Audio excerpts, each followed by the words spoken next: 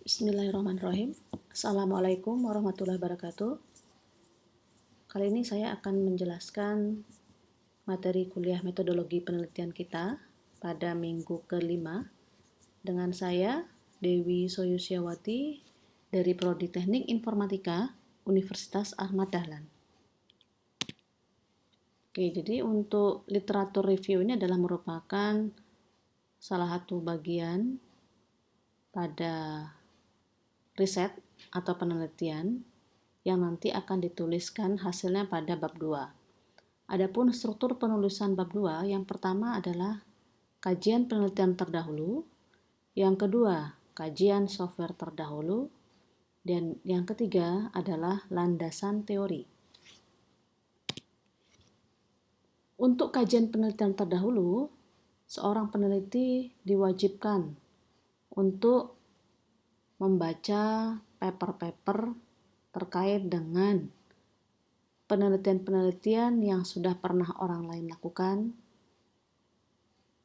terkait dengan atau yang berhubungan dengan topik penelitian kita. Nah, di sini sebagai seorang peneliti kita diminta untuk menguraikan penelitian-penelitian yang lain yang berhubungan, yaitu masalah yang ada, metode yang dipakai oleh penelitian lain tersebut, dan hasilnya. Nah, kemudian tunjukkan bedanya dengan penelitian kita. Saya akan memberikan contoh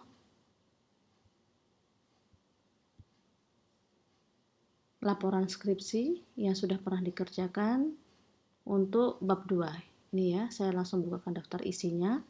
Bab 2 kajian pustaka, kita masuk ke poin yang pertama yaitu kajian terdahulu. Oke, ini bab 2 kajian pustaka. Poin yang pertama adalah kajian terdahulu.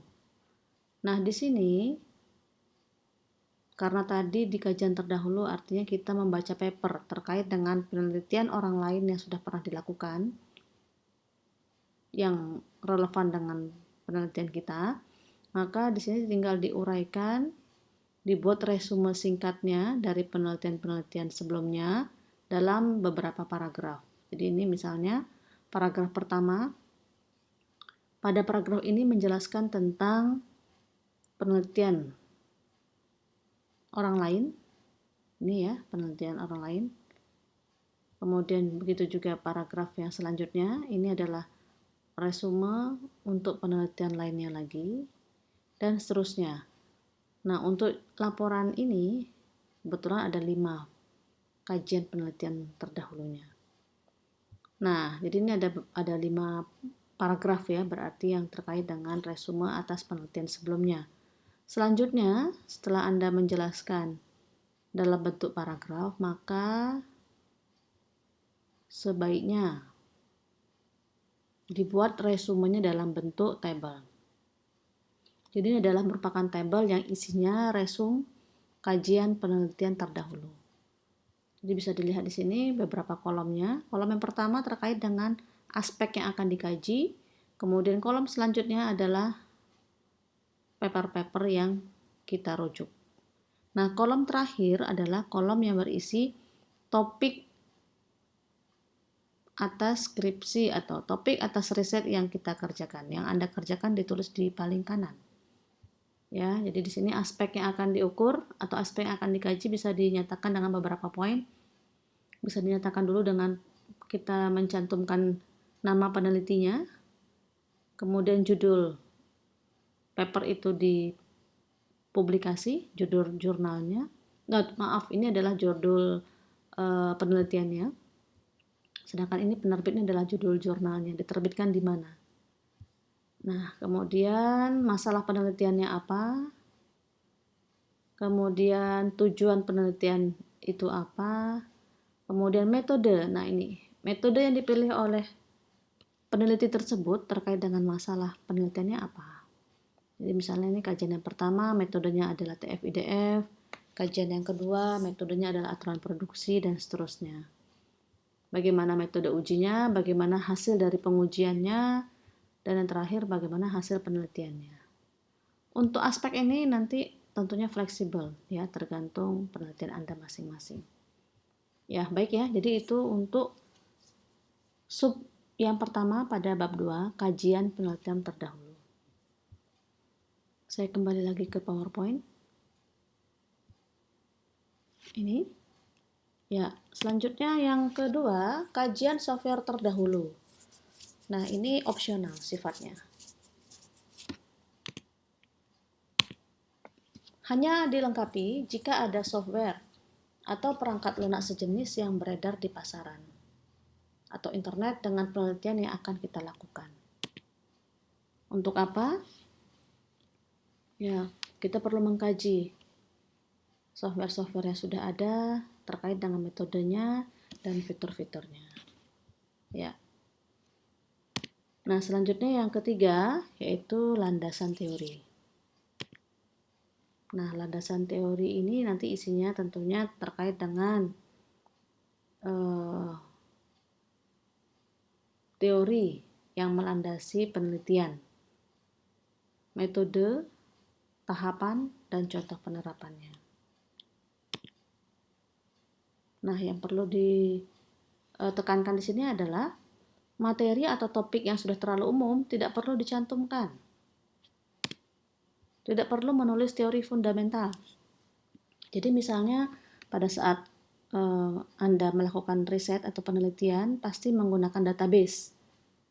Maka terkait dengan konsep dasar daripada database itu tidak perlu lagi dituliskan. Misalnya bagaimana merancang data dengan basis data relasional atau ERD, nah itu tidak perlu dituliskan lagi ya karena sudah sangat umum. Terkait dengan bahasa pemrograman yang dipakai, misalnya PHP, Java, HTML itu juga tidak perlu. Ya, tidak perlu dicantumkan. Yang perlu dicantumkan seperti apa ya? Mungkin yang lebih spesifik. Contoh misalkan library ya, library yang dipakai terkait dengan pengembangan aplikasinya apa saja. Nah, itu boleh dicantumkan di landasan teori. Nah, yang terakhir pada bagian landasan teori juga perlu disertai dengan contoh kasus. Jadi contoh kasus penerapan bagaimana menerapkan metode yang dipilih terhadap suatu permasalahan. Ya. Nah, selanjutnya kenapa kita perlu mereview literatur? Manfaatnya untuk apa? Ya, tentunya yang pertama, kenapa kita perlu mereview atau membaca pustaka atau literatur? Tentunya pertama adalah dengan kita membaca referensi, maka akan memperdalam pengetahuan tentang bidang yang kita teliti. Yang kedua, dengan membaca referensi-referensi yang lain, maka kita akan dapat mengetahui hasil penelitian yang terkait dan yang sudah pernah dilaksanakan oleh orang lain atau related research. Yang ketiga, mengetahui perkembangan ilmu pada bidang yang kita pilih, atau istilah lainnya yaitu adalah state of the art, atau kalau istilah gaulnya kekinian gitu ya. Ya, jadi penting bagi seorang peneliti untuk membaca referensi, membaca paper. Tidak mungkin hal yang mustahil suatu penelitian dilakukan tanpa membaca literatur.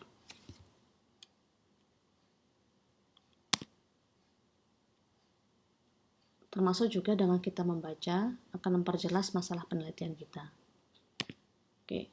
Nah, selanjutnya dari sedemikian banyak literatur yang ada pada saat kita googling, maka tentunya kita perlu menyeleksi bacaan-bacaan yang memang akan menunjang penelitian kita. Adapun beberapa jenis literatur ilmiah yang ada. Yang pertama, paper yang kita baca dari jurnal. Yang kedua, paper yang kita baca dari book chapter. Yang ketiga, paper yang kita baca dari suatu conference atau dikatakan proceeding. Yang keempat, kita juga bisa membaca referensi dari laporan-laporan skripsi, laporan tesis, dan disertasi. Kemudian kita juga bisa membaca laporan dari organisasi yang terpercaya, tidak yang ecek-ecek ya. Misalnya Blogspot, nah itu tidak dapat dijamin validitas tulisan-tulisan yang ada dalam web tersebut. Oke, ini textbook sama dengan yang di atas. Ya, nah ini beberapa literatur ilmiah yang bisa kita baca untuk menunjang penelitian kita. Namun, dari sedemikian banyak ini tadi juga, kita juga perlu mengetahui apakah memang paper jurnal yang kita baca itu adalah paper jurnal yang berkualitas. Tidak hanya sekadar tulisan yang kemudian dipublikasi tanpa melalui adanya satu seleksi. Maka kita juga perlu mencari suatu sumber yang mendaftarkan tulisan-tulisan yang memiliki kredibilitas. Nah, oke, jadi ini salah satunya Anda bisa cari di Google Scholar ya. Di Google Scholar. Nah, selanjutnya di sini saya sampaikan daftar web yang berisi koleksi paper-paper dari jurnal-jurnal informatika se-Indonesia. Nah, di sini paper-paper yang ada di dalam web ini adalah merupakan paper-paper yang sudah melalui proses seleksi. Jadi tidak sekedar bisa dipublish di web ya. Jadi ada proses seleksinya, ada proses reviewnya. Sehingga kemudian paper-paper tadi, tulisan-tulisan hasil daripada riset tadi itu kemudian bisa dipublikasi untuk dibaca oleh banyak orang. Anda bisa masuk ke sini ya, nanti silakan Anda browsing sendiri. Anda masuk ke menu jurnal, kemudian nanti Anda bisa mencari banyak paper terkait dengan topik-topik yang riset yang Anda kerjakan. Oke ya, jadi ini silakan nanti dikunjungi. Nah, ini adalah web lain untuk mendapatkan paper-paper dari portal Garuda. Ini adalah web Jurnal Informatika UAD ya, JIVO. Ini Jurnal Informatika dari Ahmad Dahlan, kita informatika. Ada IJAIN. Nah, IJAIN adalah merupakan jurnal internasional. Ya. Ini alamat webnya. Nama jurnalnya adalah International Journal of Advance in Intelligent Informatics. Nah, ini punya kita. Punya informatika UAD. Dan seterusnya ini adalah beberapa contoh. Ada Telkomnika, ini juga jurnal dari UAD. Ada JNTT, Jurnal Nasional Teknik Elektro dan Teknologi Informasi. Ini adalah jurnal dari UGM. Kemudian ini adalah jurnal Ilmu Komputer dan Informasi dari Universitas Indonesia. Jadi ini masuk ke dalam webnya, yang mana nanti di dalam web ini ada arsip ya, kumpulan-kumpulan daripada paper-paper yang diterbitkan di jurnal tersebut. Oke, itu tadi beberapa daftar jurnal. Kemudian, nah bagaimana kita mereview paper? Ya, bagaimana kita bisa membaca paper dan kemudian bisa mendapatkan manfaat untuk mensupport penelitian kita. Pada saat nanti Anda mencari paper, ada dua macam jenis paper. Yang pertama yaitu survei paper, yang kedua technical paper. Apa itu survei paper? Nah, survei paper adalah merupakan, atau istilah lainnya, disebut juga dengan systematic literature review. Apa itu?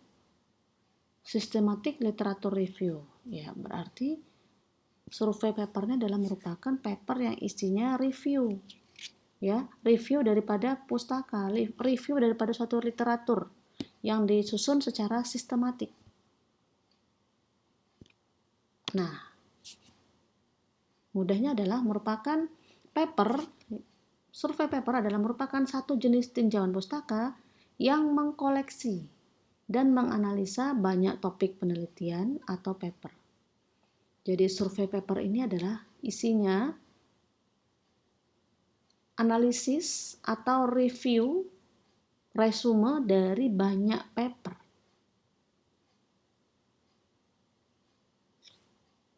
Ya, jadi survei paper ini adalah merupakan paper yang isinya review dari banyak paper dalam satu topik penelitian.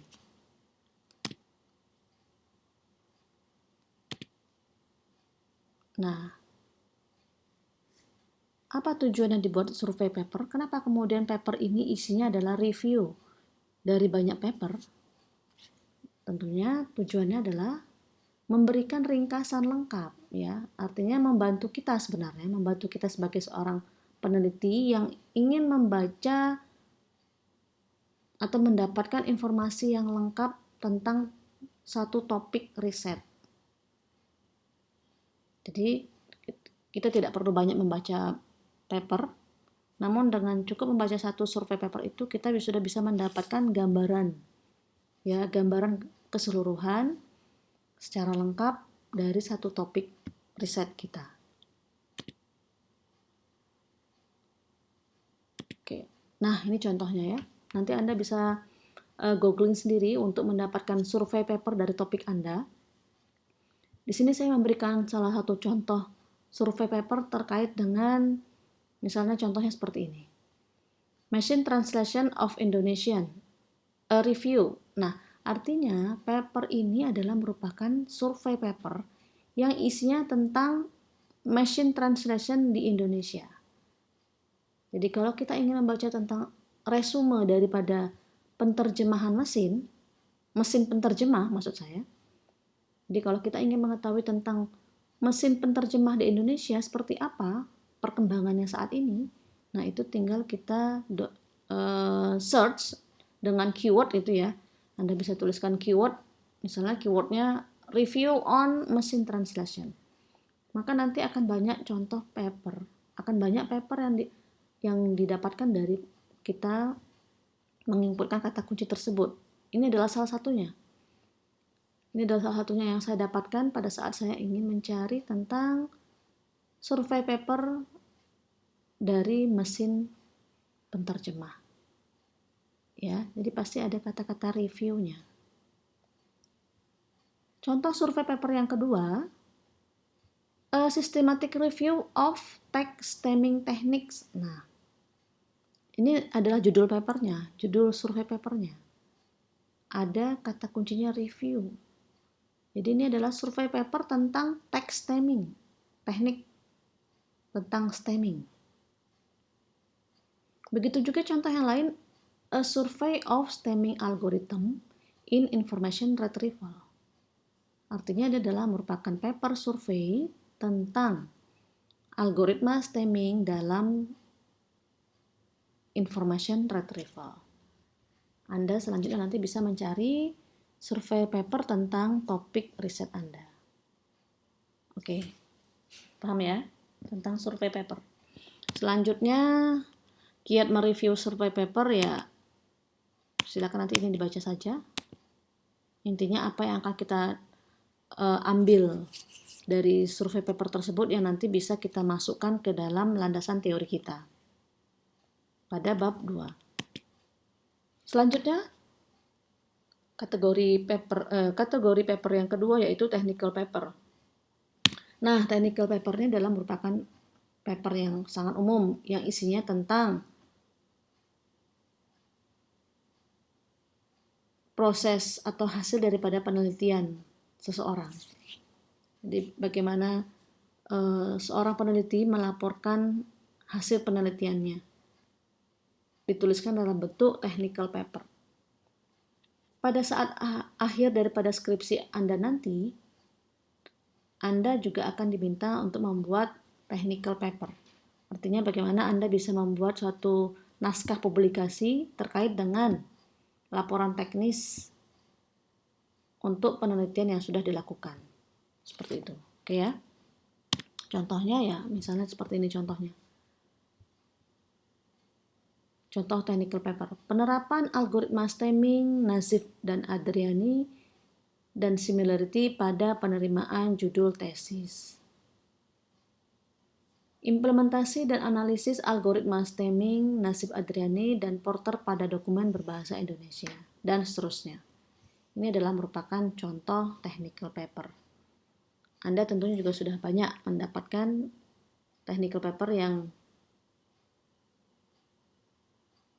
Anda rujuk ya untuk kajian penelitian terdahulu.